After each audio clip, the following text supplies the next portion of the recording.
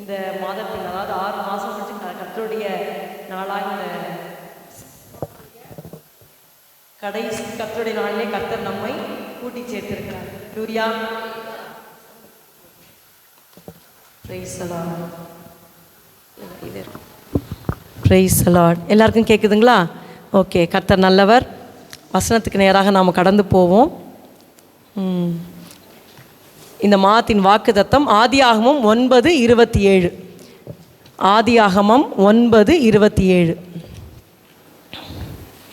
எல்லாரும் எடுத்துக்கிட்டீங்களா? சேர்ந்து வாசிக்கலாமா? ஃபர்ஸ்ட், யாப்பேத்தை தேவன் எல்லாரும் எடுத்துக்கிட்டீங்களா? ஆதியாகமம் 9:27. ஒரு மனதோடு கவனிக்க கர்த்தர் நம்ம கிருபை செய்வாராக. அப்போது ஷார்ட் அண்ட் ஸ்வீட்டாக அழகாக நம்ம கேட்கலாம். ஆதியாகமம் 9:27. யாப்பேத்தை தேவன் விருத்தியாக்குவார். ஒரு செகண்ட் நம்ம தாழ்த்தி ஜெபம் பண்ணுவோம். பிதாவே, ஒரு முறை கூட அடியாளை ஒப்பு கொடுக்கிறேனப்பா. இயேசுவே, உமக்கு ஸ்தோத்திரம். ஆண்டவரே, எங்களை கூட்டி சேர்த்த கிருபைக்காக ஸ்தோத்திரம். உம்மை ஆராதிக்க வைத்த கிருபைக்காக உமக்கு நன்றி நன்றி நன்றி அப்பா. இப்பொழுதும் உம்முடைய வார்த்தையின் மூலமாக எங்களோடு நீர் பேசும் ஆண்டவரே. இயேசுவே இயேசுவே, உமக்கு ஸ்தோத்திரம். உம்மை நாங்கள் அழைக்கிறோம் அப்பா. பரிசுத்தமானவரே, உம்மை நாங்கள் அழைக்கிறோம். எங்களோடு நீர் பேசி உம்முடைய நாமத்தை மகிமைப்படுத்தி கொள்ளும். இயேசுவின் நாமத்தில் பிதாவே, ஆமேன். யாப்பேத்தை தேவன் விருத்தியாக்குவார். 3 ஜப குறிப்புகளாக 3 பாயிண்ட் சொல்ல போகிறேன். ஃபஸ்ட்டு 2 ஷார்ட்டாக சொல்லிட்டு 3rd பாயிண்டில் தான் என்னுடைய செய்தி இருக்கிறது. 3 ஏரியாவில் தேவன் நம்மை விருத்தியாக்குவது தேவனுடைய சித்தமாக இருக்கிறது. முதலாவது நீதிமொழிகள் 9, 10, 11. சொல்ல சொல்ல கொஞ்சம் எடுத்து வாசிங்கள். நீதிமொழிகள் 9ஆம் அதிகாரம் 10, 11. கர்த்தருக்கு பயப்படுதலே ஞானத்தின் ஆரம்பம், பரிசுத்தரின் அறிவே அறிவு. என்னாலே உன் நாட்கள் பெருகும், உன் ஆயுசு வருஷங்கள் விருத்தியாகும். ஆமென். முதலாவது குறிப்பு என்னன்னா, உன் ஆயுசின் வருஷங்கள் விருத்தியாகும். ஹல்லேலூயா. படிக்கும் போதே சந்தோஷமா இருக்குல்ல? யாப்பேத்தை தேவன் விருத்தியாக்குவார். நம்மை தேவன் விருத்தியாக்கணும். எதில் விருத்தியாக்குவார்? முதலாவது நம்முடைய ஆயுசின் வருஷங்களை விருத்தியாக்குவார். ஹல்லேலூயா. சந்தோஷமா இருக்கீங்களா? நம்ம we want to live a good life, a long life. அது கர்த்தருடைய சித்தத்தில் இருக்கிறது. அப்போது எப்படி அது விருத்தியாகுன்றதை 10th சொல்கிறாரு. 11th பாருங்கள், என்னாலே உன் நாட்கள் பெருகும். என்னாலேனா இதை சொல்கிறது யாருன்னா ஞானம் என்கிறது சொல்லுகிறது. நமக்கு ஆண்டவர் தான் ஞானம், இயேசு தான் ஞானமாக இருக்கிறார். 1 கொரிந்தியர் 1:31 வாசிக்கிறோம். ஞானம், அந்த ஞானத்தினாலே நாட்கள் பெருகும், உன் ஆயுசின் வருஷங்கள் விருத்தியாகும். இந்த ஞானம் எப்படி கிடைக்கும்? 10ஆம் வசனத்தில் கர்த்தருக்கு பயப்படுதலே ஞானத்தின் ஆரம்பம். அப்போ ஞானத்தினால நம்முடைய ஆயுசின் வருஷங்கள் விருத்தியாகும். இப்போ கர்த்தர் ஒருத்தருக்கு வச்சிருக்கார் 60 தான் வாழணும்னா, அந்த பர்சன் கர்த்தருக்கு பயந்து வாழும் பொழுது அந்த வருஷங்களை ஆண்டவர் விருத்தி செய்வார், ஆட் பண்ணிக்கிட்டே போவார். ஹல்லேலூயா. இவ்வளோதான் வாழணும், இதுதான் தலையெழுத்து, அப்படி கிடையவே கிடையாது. வேதத்தின் பிரகாரம் பார்க்கும்போது கர்த்தருக்கு நம்ம பயந்து வாழும்போது அந்த ஆயுசின் வருஷங்களை தேவன் விருத்தியாக்குவார். அது விசுவாசிக்கிறீங்களா? ஹல்லேலூயா. அதனால் இப்போ நம்ம என்ன ஜெபிக்கணும்? ஃபஸ்ட்டு குறிப்பு, ஆண்டவரே, ஞானத்தினால என்னோட ஆயுசின் வருஷங்கள் விருத்தியாகும். ஞானம் எப்படி கிடைக்கும்? கர்த்தருக்கு பயப்படுதலே ஞானத்தின் ஆரம்பம். உமக்கு பயப்படுகிற பயத்தால் என்னை நிரப்பும். ஸோ ஃபஸ்ட்டு பாயிண்ட் புரிஞ்சிருச்சுங்களா? ஆயுசின் வருஷங்கள் விருத்தியாகும், ஆண்டவரே உமக்கு பயப்படுகிற பயத்தால் நிரப்பும். 2வது குறிப்பு, லூக்கா 17:5. ஒவ்வொன்றும் பெரிய சமுத்திரம் மாதிரி தான், ஆனால் எனக்கு கர்த்தர் கொடுத்தது மாத்திரம் பகிர்ந்து கொள்ள முடியும். லூக்கா 17:5 வாசிங்க. அப்பொழுது அப்போஸ்தலர் கர்த்தரை நோக்கி எங்கள் விசுவாசத்தை வர்த்திக்க பண்ண வேண்டும் என்றார்கள். ஆமென். அப்போ 12 அப்போஸ்தலர் தேவன் தெரிந்து கொண்டார். அவங்க ஜீசஸ்ட்ட போய் ஸ்பெஷலாக வேண்டிக்கிறாங்க, எங்கள் விசுவாசத்தை வர்த்திக்க பண்ண வேண்டும். இதுவும் ஒரு பெரிய ஓஷன் மாதிரி தான். இந்த விசுவாசம் தான் நம்முடைய கிறிஸ்தவ வாழ்க்கையில் அடிப்படை இல்லையா? விசுவாசம் நம்பப்படுறதோட உறுதியாக நம்புறேன்னு சொல்கிறதா அந்த விசுவாசம். விசுவாசத்தை ஆரம்பிக்கிறவர் முடிக்கிறவர் ஆண்டவராக இயேசு கிறிஸ்து. கிருபையினாலே விசுவாசத்தை கொண்டு ரட்சிக்கப்பட்டீர்கள். அப்போ நம்ம ரட்சிப்பே எங்கே? அந்த விசுவாசன்ற ஃபவுண்டேஷனில் ஆரம்பிக்குது. இப்போ இவங்க சொல்கிறாங்க, எங்கள் விசுவாசத்தை வர்த்திக்க பண்ண வேண்டும். இப்போ யாப்பேத்தை தேவன் விருத்தியாக்குவார், என்னை தேவன் விருத்தியாக்குவார். எதில்? என்னுடைய விசுவாசத்தில். ஏன்னா இந்த உலகத்தில் வாழறது ஈஸி கிடையாது. இப்போவே நான் ஒரு பாட்டு பாடுவேன், அதாவது இந்த புவி யாத்திரை மிக கடினம். எத்தனை பேர் உணர்ந்து அதை பாடுவீங்க? புவி யாத்திரை மிக கடினம், தேவ கிருபைகள் என் நேரமும். புவி யாத்திரை மிக கடினம், தேவ கிருபைகள் என் நேரமும். பகல் மேக ஸ்தம்பம், ராவில் அக்னி ஸ்தம்பம், அனுதினம் என்னை வழி நடத்தும். பகல் மேகஸ்தம்பம் ராவில அக்னி ஸ்தம்பம் அனுதினம் என்னை வழி நடத்தும். இப்போ விசுவாசத்தை ஆண்டவர் கொடுத்து ஆரம்பிச்சிட்டாரு. நம்ம பரலோகம் சேர்ற வரைக்கும் இந்த விசுவாசம் இன்க்ரீஸ் ஆகிட்டே இருக்கணும், வர்த்திக்கணும். யாப்பேத்தை தேவன் விருத்தியாக்கும், நம்முடைய விசுவாசம் வர்த்திக்கணும். ஏன்னா பிசாசு, ஆண்டவர் சொன்னார் இல்லையா அந்த கெத்செமனேக்கு போகிறதுக்கு முன்னாடி, சிமோனே சிமோனே உன்னை கோதுமையை சுலகினால புடைக்கிறது போல சாத்தா உன்னை புடைக்கிறதுக்கு உத்தரவு கேட்டுக்கிட்டான். நானோ உன் விசுவாசம் ஒழிந்து போகாதபடிக்கு உனக்காக வேண்டிக் கொண்டே, நீ குணப்பட்ட பின்பு உன் சகோதரை ஸ்திரப்படுத்து. அப்போ அந்த விசுவாசம் போயிடுச்சுன்னா நம்மளால் நிற்க முடியாது. அப்போ பிசாசு ஃபயரி டாட்ஸ், ஆண்டவர் நீ இவ்வளோ நேரம் நம்பினா உனக்கு என்ன கிடச்சது என்ன கிடச்சது அது இதுன்னு சொல்லி நம்முடைய விசுவாசத்தை ஒன்றும் இல்லாமல் பண்ண பார்ப்பான். ஆனால் இந்த இடத்துல அவங்க ஜெபிக்கிறாங்க, அப்போஸ்தலர் ஜெபிக்கிறாங்க, ஆண்டவர் விசுவாசத்தை வர்த்திக்க பண்ண வேண்டும். தேவன் யாப்பேத்தை தேவன் விருத்தியாக்கணும், விசுவாசம் வர்த்திக்க பண்ணுங்கப்பா, வர்த்திக்க பண்ணுங்க. இது எப்படி இதுவாகும்? நிறைய விதம் இருக்குது. ஒன்று கீ மாத்திரம் சொல்லிடுறேன். ரோமர் 10:17 வாசிங்க. ரோமர் 10:17. How will our faith be increased? அந்த எப்படி விசுவாசம் இன்க்ரீஸ் ஆகும்? கட்டாயம் இன்க்ரீஸ் ஆகணும். வாசிங்க ரோமர் 10:17. ஆதலால் விசுவாசம் கேள்வினாலே வரும், கேள்வி தேவனுடைய வசனத்தினாலே வரும். ஆமென். விசுவாசம் எப்படி வரும்னா கேட்க கேட்க வரும். எதை கேட்கணும்? வேத வசனத்தை கேட்க கேட்க கேட்க கேட்க, by hearing the word of God. அதனால தான் நம்ம சபை கூடி வருகிறோம், வீட்லேயும் வேதம் வாசிக்கிறோம். எதுக்குன்னா நமக்குள்ள ஆண்டவர் போட்ட அந்த விசுவாசம் இன்க்ரீஸ் ஆகணும். ஏன்னா போக போக எப்படி இருக்குன்னா நம்ம வளர வளர வளர வளர, அதாவது எல்கேஜியில் சேரும்போது ஒரு கொஸ்டின் பேப்பர் வரும், அதேவா 10th ஸ்டாண்டர்ட்லேயும் வரும் வராது. படிக்க படிக்க படிக்க கொஸ்டின் பேப்பர் என்ன ஆகும்? பாட புஸ்தகம் இன்க்ரீஸ் ஆகும், எக்ஸாமினேஷன் பேப்பரும் அதிக லெவலில் தான் வரும். அதே மாதிரி கிறிஸ்தவ ஜீவிதத்தில் வளர வளர வளர நம்முடைய in every level there is a devil அப்படின்னு ஒருத்தர் சொன்னார். போராட்டங்கள் ஜாஸ்தியாகும். அப்போ நம்ம விசுவாசம் ஜாஸ்தியாக இருக்கும்போது ஈஸியாக நம்ம மேற்கொண்டுருவோம். அப்போது இந்த விசுவாசம் வர்த்திக்கணும்னா வசனத்தை கேட்டுக்கொண்டே இருக்கணும், பாடல் மூலமாக கேட்கணும், சபைக்கு வந்து கேட்கணும். அப்போ ஆண்டவரே என்னுடைய விசுவாசத்தை விருத்தி அடைய செய்யும். ஸோ முதலாவது குறிப்பு என்ன சொல்லுங்க? முதல் எது விருத்தி அடையும்? சத்தமாக சொல்லுங்க. ஆயுசின் வருஷங்கள். நம்முடைய ஆயுசின் வருஷங்களை தேவன் விருத்தி அடைய செய்வார். அதுக்கு கீ என்ன? ஞானம். தேவனுக்கு பயப்படுகிற பயத்தால் நிரம்பும் பொழுது நம்முடைய ஆயுசின் வருஷங்கள் விருத்தியாகும். ரெண்டாவது விசுவாசத்தை தேவன் விருத்தியாக்குவார். அதுக்கு கீ என்ன?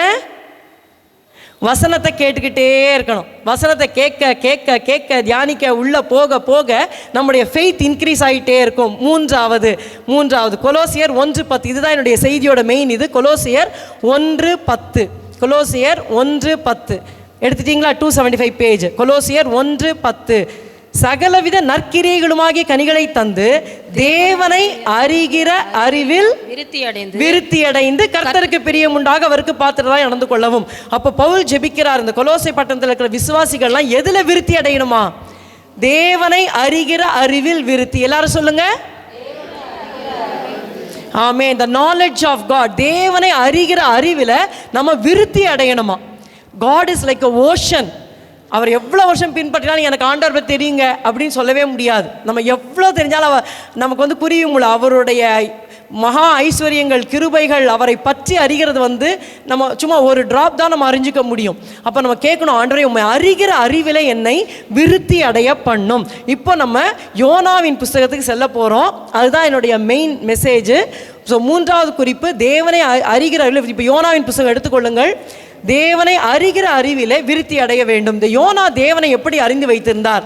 2 வசனம் நான் படிக்கிறேன், நீங்கள் கவனிங்க. யோனா 1ஆம் அதிகாரம் 12 லாஸ்ட்ல சொல்றாரு, என் நிமித்தம் இந்த பெரிய கொந்தளிப்பு உங்கள் மேல் வந்தது என்பதை நான் அறிவேன். 4ஆம் வசனம் 4th chapter 2nd verse எண்டில் சொல்றாரு, தீங்குக்கு மனஸ்தாபப்படுகிறவருமான தேவன் என்று அறிவேன். இவர் அறிவேன்னு சொல்றார். What is the knowledge of Jonah? யோனா என்ன அறிந்து வைத்திருந்தார்? அவருடைய அறிவு என்ன? அது குறித்து நம்ம இன்றைக்கு தியானிக்க போகிறோம். ஸோ இந்த ஃபுல் மெசேஜோட இது என்ன? யாப்பேத்தை தேவன் விருத்தியாக்குவார், ஆயுசின் வருஷங்களை விருத்தியாக்குவார். கர்த்தருக்கு பயப்படும் போது அந்த ஞானத்தினால் நம்முடைய ஆயுசின் வருஷங்கள் விருத்தியாகும். 2வது வசனத்தை கேட்க கேட்க நம்முடைய விசுவாசம் விருத்தியாகும். 3வது தேவனை அறிகிற அறிவில் நம்ம விருத்தி அடையணும்.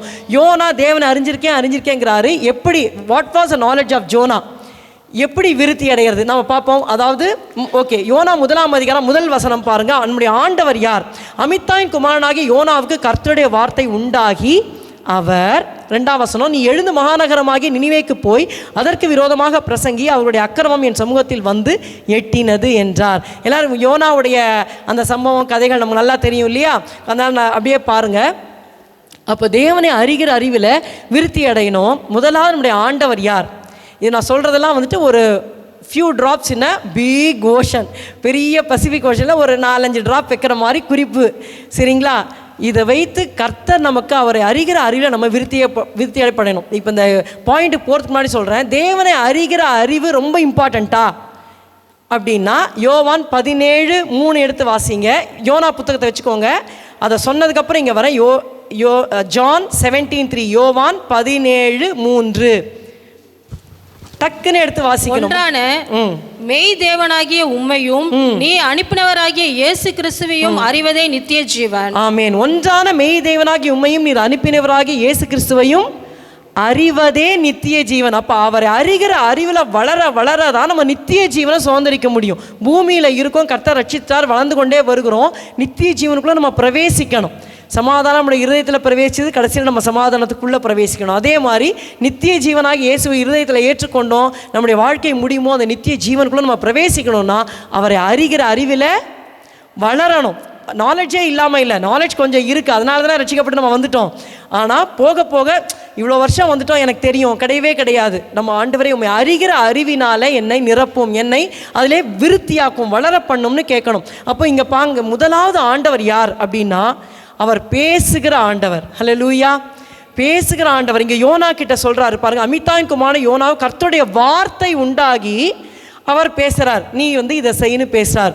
தேவன் யார்னா நம்முடைய தேவன், அவர் பேசுகிற தேவன். ஹல்லேலூயா. ரட்சிக்கப்படுறதுக்கு முன்னாடி வரைக்கும் சொல்கிறேன், நான் எவ்வளோ கடவுள் கும்பிட்டுருக்கேன், ஒருத்தர் கூட என்கிட்ட பேசுனதே கிடையாது.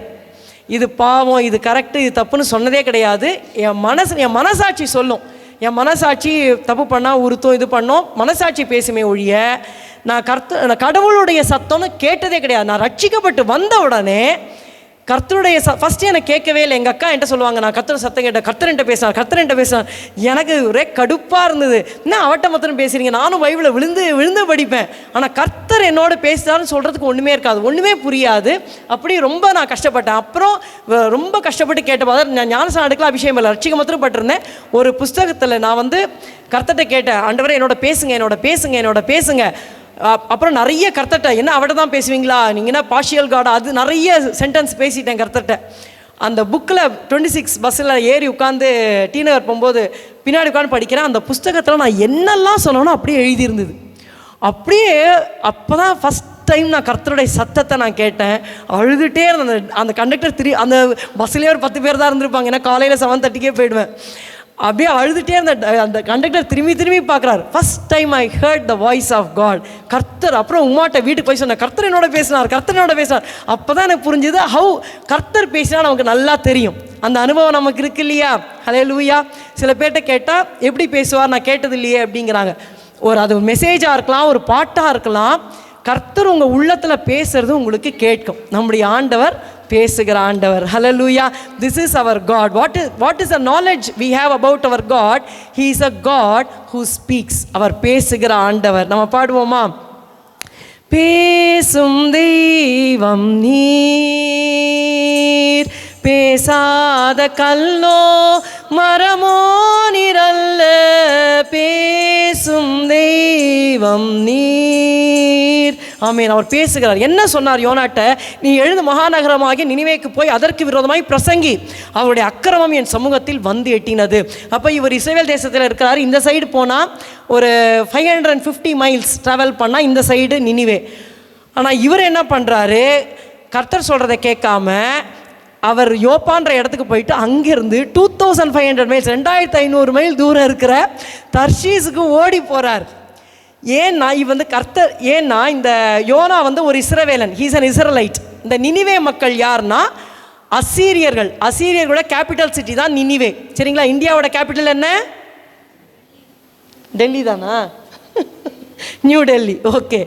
அதே மாதிரி அசீரியான்னு ஒரு ராஜ்யம் இருந்தது, சாம்ராஜ்யம், அதனுடைய கேபிட்டல் நினிவே. அந்த நினிவே பட்டணத்தால் மிகவும் பயங்கர மோசமானவங்க. அந்த நினிவேலேருந்து வந்து இஸ்ரவேல் புத்திரோட சண்டை போட்டு அந்த ஆடு மாடெல்லாம் அடித்து ஜனங்களெல்லாம் கொன்று எல்லாம் எடுத்துகிட்டு போயிடுவாங்க. அப்போ இந்த யோனா தீர்க்கதரிசி அவருக்கு ஒரே கஷ்டம். இப்போ கர்த்தர் சொல்கிறாரு, நீ போய் அவங்களுக்கு விரோதமாக பிரசங்கம் பண்ணு, அவங்க ரொம்ப பாவம் என்கிட்ட எட்டிடுச்சு, நீ பிரசங்கம் பண்ணு. இப்போ பிரசங்கம் பண்ணால் அவங்க மனம் திரும்பிட்டா என்ன பண்ணுறதுன்னு யோனா என்ன பண்ணுறாரு, கர்த்தருடைய சமூகத்தை விட்டுட்டு ஓடுறாரு, கேட்க மாட்டேன். அப்போ கர்த்தர் பேசுவாரா, நம்மகிட்ட என்ன பேசுவார்? முதலாவது என்கிட்ட பேசினா என்னை பற்றி பேசுவார், நான் எப்படி ஜீவியத்தில் இருக்கிறேன், ஆவிக்குரிய ஜீவியத்தில். அடுத்தது மற்றவங்கள பற்றி பேசுவார். பாரு அவங்க இவ்வளோ கஷ்டப்படுறாங்க, நீ போய் சொல்லு, இயேசுவை பற்றி சொல்லுன்னு சொல்லுவார். இன்றைக்கி பாஸ்டியா சொன்னது போல் we are in the last days.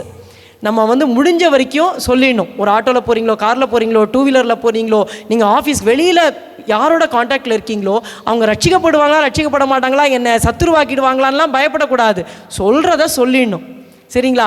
எதுவுமே சொல்ல முடியலன்னா நீங்கள் சர்ச்சுக்கு பாருங்கள். இந்த கஷ்டம் இருக்கா, நீங்கள் சர்ச்சில் ஜெபம் பண்ணிக்கோ. ஒரு வார்த்தை நீங்கள் அந்த சீடை மாத்திரம் நீங்கள் போட்டுருங்க, கர்த்தர் பார்த்துப்பார். சரிங்களா? எங்கள் அக்கா ஒரு ரட்சிக்கப்பட்ட ஒரு 1 or 2 இயர்ஸில் என்ன பண்ணால், ஒரு ஃப்ரெண்ட் அவங்களுக்கு சிஎஸ்ஐ கிறிஸ்டியன், அவள் சத்தியம் சொல்கிறா, அந்த பொண்ணா அது கல் மாதிரி இருக்குது. நானும் பார்க்குறேன், இவன் அழுது சொல்கிறா, நீ ஜீசை ஏற்றுக்கோப்பா, நீ ஜீசை ஏற்றுக்கோப்பா. நான் அதெல்லாம் உனக்கு தேவையில்லை, கொஞ்சம் நல்லா பணம் படைச்சவங்க வேறு, அந்த பொண்ணு ஏற்றுக்கவே மாட்டேன்னு சொல்லிட்டு ரொம்ப இதாக சொல்லிடுச்சு. சரி, இவளுக்கு சொல்ல தெரியல சத்தியத்தை, நானும் புதுசு. அப்போ தான் சர்ச்சுக்கு நாங்கள் போயிருந்தோம். உடனே என்ன பண்ணால், அந்த பொண்ணை அழிச்சுட்டு பாஸ்டர் பத்ரோஸ்ட்டை போயிட்டா. பாஸ்டர் பத்ரோஸ் தெரியும் இல்லையா, இப்போ கர்த்தர் ராஜ்யத்துக்கு போயிட்டார். அவர்கிட்ட போயிட்டு சத்தியம் சொன்னால் அவரும் விழுந்து சொல்கிறார், அந்த பொண்ணு ஏற்றுக்கவே இல்லை. அப்புறம் ரொம்ப கஷ்டப்பட்டாச்சு, ஏற்றுக்கலையேன்னு. ஒரு 3-4 வருஷம் கழித்து நாங்கள் ஒரு விபிஎஸ் ஒரு கூட்டத்தில் இருக்கோம். அந்த பொண்ணு லதா அப்படின்னு சொல்லி கட்டி பிடிச்சிச்சு. நான் பார்க்குறேன், என்னடா நீ கட்டி பிடிச்சி, லதா நீ வாழத்தா, உனக்கு கூல்ட்ரிங்க்ஸ் வாங்கி தரத்தா. லதா என்னாச்சு தெரியுமா, நான் இந்த மாதிரி நீ இயேசு வேண்டாம்னு சொல்லிட்டு நான் போயிட்டேன். அதுக்கப்புறம் யாரோ எங்கள் வீட்டில் மந்திரம் வச்சுட்டாங்க, சாப்பிடவே முடியல, சாப்பாடெல்லாம் புழுவாக மாறிடுச்சு, மேலேருந்து மண்ணா கொட்டிச்சு. அப்புறம் நீ சொன்னது ஞாபகம் வந்தது, ஜீசஸை திரும்பணும், ஹோலி ஸ்பிரிட் பெறணும்னு சொன்னேன்ல, அதனால் ஒரு பெண்டிகாஸ்ட் சர்ச்சுக்கு போனோம், இப்போ இயேசுவை ஏற்றுக்கிட்டோம், ஞானசானம் எடுத்துட்டோம், அபிஷேகம் பெற்றுட்டோம், இப்போ நான் ஊழியம் பண்ணுறேன் லதா அப்படின்னு. பாருங்க, இட் டேக்ஸ் சம் இயர்ஸ். அந்த நேரம் ரிஜெக்ட் பண்ணிட்டா கூட அந்த பொண்ணு குடும்பம் ஊழியம் செய்கிற குடும்பமாகவே மாறிட்டாங்க. அதனால் நம்ம சோர்ந்து போகக்கூடாது. நம்ம ஒருத்தக்கிட்ட சொல்லிட்டு அப்படியே வந்துடுவாங்க, ரட்சிக்கப்பட்டுருவாங்க, அப்படி இல்லை. It will take time. சரிங்களா? உடனேவும் சில பேர் ரட்சிப்பார், ஆனால் கொஞ்சம் லேட்டும் ஆகலாம். நம்ம யாரை பார்க்குறோமோ நமக்கு தெரியும், இவங்க சத்தியத்தில் இல்லை, இவங்க வழி தப்பி போகிறாங்க, இவங்க சர்ச்சுக்கு ஒழுங்காக வரதில்லை, இவங்க ஹிந்துசத்தில் இப்படி விக்கிராரில் இருக்காங்க. அப்போ நம்ம சொல்லணும். சரிங்களா? யோனாட்ட சொல்கிறார், நீ போய் சொல்லுன்னா, இவர் பார்த்தார், அவங்க கேடுங்கட்டு போட்டுன்னு இவர் தேவ சமூகத்தை விட்டு ஓடார். நம்முடைய ஆண்டவர் பேசுகிற ஆண்டவர், அழிந்து போகிற ஆத்துமாக்களை குறித்து நம்மோடு பேசுவார். 2வது குறிப்பு, யோனா கர்த்தரை பற்றி என்ன அறிந்து வைத்திருந்தார்? 1ஆம் அதிகாரம் 9-12 நான் ஷார்ட்டாக அந்த கதையை சொல்லிடுறேன். 9ஆம் வசனம் பாருங்க. அதற்கு அவன், நான் எபிரேயன், சமுத்திரத்தையும் பூமியையும் உண்டாக்கின பரலோகத்தின் தேவனாய கர்த்தரிடத்தில் பயபக்தி உள்ளவன் என்றான். சரிங்களா? 12ஆம் வசனம். அதற்கு அவன், நீங்கள் என்னை எடுத்து சமுத்திரத்திலே போட்டு விடுங்கள், அப்படி சமுத்திரம் உங்களுக்கு அமர்ந்திருக்கும், என் நிமித்தம் இந்த பெரிய கொந்தளிப்பு உங்கள் மேல் வந்தது என்பதை நான் அறிவேன் என்றான். தேவன் யார்? அவரை அறிவில நம்ம என்ன பண்ணணும்? விருத்தி அடையணும். இப்போ யோனா என்ன பண்ணுறாரு? கர்த்தருடைய சமூகத்திலிருந்து விலகி, ஏன்னா பிரசன்ஸில் இருந்தால் கர்த்தர் பேசுவார், அதனால் பிரசன்ஸை விட்டு ஓடிடலாம்.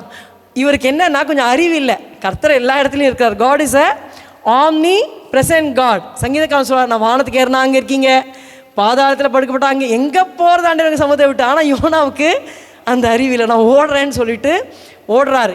இந்த சைடு நினிவே போனால் ஜஸ்ட் 550 மைல்ஸ் தான், அங்கன்னா 2500 மைல். அதாவது கிட்டத்தட்ட ஒரு அட்லீஸ்ட் 4 டைம்ஸ் இருக்கிற இடத்துக்கு தேவ சமூகத்தை விட்டுட்டு ஓடுறார். அப்போ கர்த்தர் பார்த்தாரு.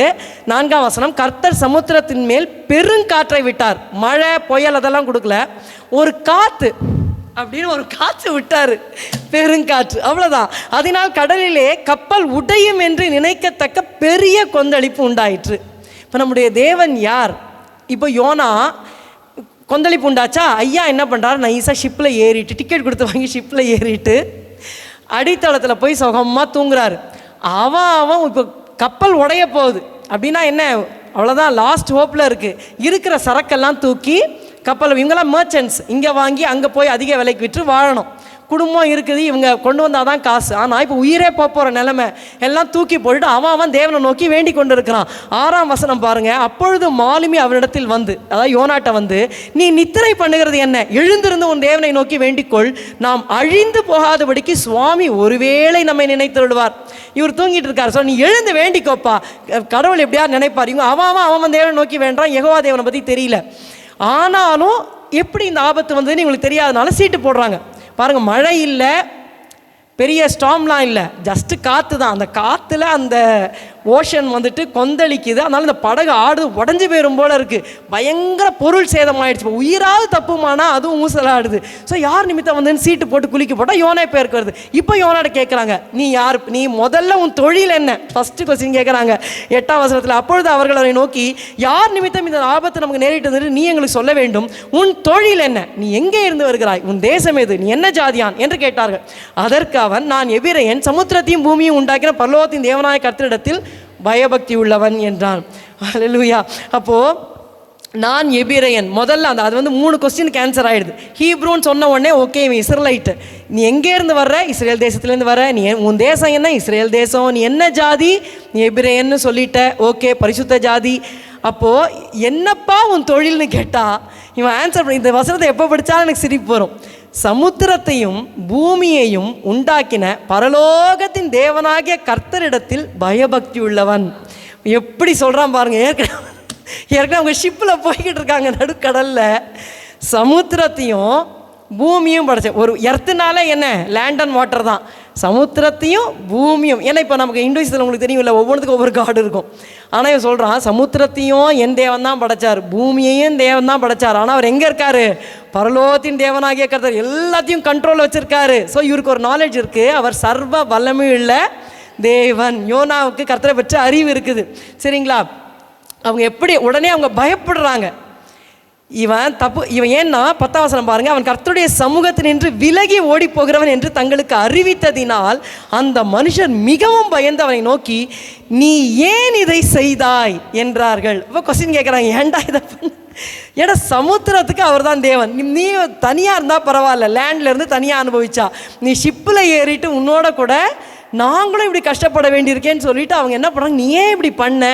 அந்த சமுத்திரத்தை அவர் தானே கண்ட்ரோல் பண்ணுறாரு, அதனால தானே திடீர்னு கொந்தல், இவ்வளோ வருஷம் போயிட்டு வரோம் ஒன்றுமே ஆலியே, நீ ஏறிட்டு இப்படி பண்ணுறியே அப்படின்னு சொல்லிட்டு கேட்குறாங்க. ஸோ யோனாவுக்கு கர்த்தரை பற்றி என்ன அறிவு இருந்ததுன்னா, அவர் சர்வ வல்லமையுள்ள தேவன். controls the earth, he controls the whole of the cosmos. எல்லாவற்றையும் தேவன் ஆளுகைக்குள்ளே வைத்திருக்கிறார்னு யோனாவுக்கு அறிவு இருக்கிறது. ஓகே, அப்புறம் கேட்குறாங்க, எப்படி இது வந்து அமரும்? அதற்கு அவன், நீங்கள் என்னை எடுத்து சமுத்திரத்திலே போட்டு விடுங்கள், அப்பொழுது சமுத்திரம் உங்களுக்கு அமர்ந்திருக்கும், என் நிமித்தம் இந்த பெரிய கொந்தளிப்பு உங்கள் மேல் வந்தது என்பதை நான் அறிவேன் என்றான். இப்போ அவன் அறிவை பார்த்தீங்களா? இதுதான் நம்ம அறிஞ்சுக்கணும். யோனா என்ன அறிஞ்சிச்சா, நான் தப்பு பண்ணேன் அதனால் கொந்தளிப்பு வந்தது. Actually Jonah is an Israelite, ஜீவனுள்ள தேவனை கும்பிட்றாரு. மற்றவங்களாம் யாரை கும்பிட்றாங்க? விக்கிரங்களை கும்பிட்றாங்க. அப்போ அவன் என்ன சொல்லியிருக்கலாம், நீங்கள்லாம் விக்கிரங்களை கும்பிட்றீங்க அதனால தான் இந்த கொந்தளிப்பு வந்தது அப்படின்னு பழிய தூக்கி போட்டிருக்கலாம். ஆனால் யோனா சொல்கிறாரு, இந்த கொந்தளிப்பு என்னால் தான்ப்பா வந்தது, அதை நான் அறிவேன். இன்றைக்கி நாமளும் அந்த அறிவில் வளரணும். நம்ம குடும்பத்தில் ஒரு நஷ்டம் வந்தால், ஒரு கஷ்டம் வந்தால், அந்த ஆதாம் சொன்னான், ஏண்டா சாப்பிட்டேன், இந்த மனைவி கொடுத்தா சாப்பிட்டேன், நீ ஏமா சாப்பிட்ட, சர்ப்பம் தான் என்னை வஞ்சித்துது. அப்படி இல்லை, ஒரு காரியம் நடக்கும்போது நம்ம ஆராய்ந்து பார்க்கணும், எதனால் வந்தது, என்னால் வந்ததா? யோனா அதை ஒத்துக்கிட்டார். அவர் என்ன புரிஞ்சுக்கிட்டார்னா, தேவன் சாதாரணமாக பேசுகிற ஆண்டவர் மட்டுமல்ல, அவர் ஒரு தகப்பனாக இருக்கிறார். ஹல்லேலூயா, ஹீ இஸ் அவர் ஃபாதர். இவன் தேவ சமூகத்தை விட்டு ஓடுறான், அவர் சர்வ வல்லமையுள்ள தகப்பன். அது மட்டுமல்ல, அவர் சிட்சிக்கிற தகப்பன். போனால் போயிட்டு போகுது போ அப்படின்னு யோனாவை கழிச்சு கட்டாமல் அவனை வழிக்கு கொண்டு வரதுக்கு ஒரு சிட்சையை ஆண்டவர் அனுப்புகிறார். எபிரெயர் 12ஆம் அதிகாரத்தில் நம்ம வாசிக்கிறோம் இல்லையா, 5 to 8 நீங்கள் வாசித்தீர்களானால் என்ன இருக்குது அந்த வசனம்?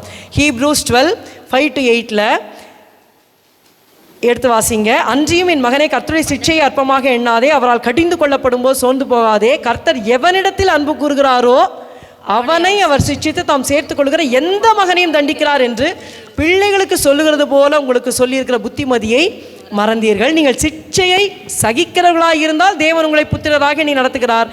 தகப்பன் சிட்சியாத புத்திரன் உண்டோ? எல்லாருக்கும் கிடைக்கும் சிக்ஷை உங்களுக்கு கிடையாது இருந்தால் நீங்கள் புத்திரராயிராமல் வேசி பிள்ளைகளாக இருப்பீர்களே. அப்போது நம்முடைய தேவன் யார்? அவரை அறிகிற அறிவில் வளரோன்னா நம்ம தெரிஞ்சுக்கணும், நம்முடைய தேவன் சர்வ வல்லமையுள்ள ஒரு தகப்பனாக இருக்கிறார். Is having a father's heart. நீ இல்லையா, நான் வேற ஒரு ஆளை பார்த்துக்கிறேன் அப்படின்னு சொல்ல மாட்டார். வழிக்கு கொண்டு வர்றதுக்காக அவர் ஒரு சிக்ஷையை அனுப்புகிறார். இங்கே அவன் சொல்கிறான், உன்னோட தொழில் என்னன்னு கேட்கும்போது சொன்னேன் இல்லையா, சமுத்திரத்தையும் பூமியும் உண்டாக்கின பரலோகத்தின் தேவனாகிய கர்த்தரிடத்தில் பயபக்தி உள்ளவன். அப்போது புதிய ஏற்பாட்டில் இது எப்படி பொருந்தும்? எனக்கு எல்லாத்தையும் எடுக்க நேரம் இல்லை.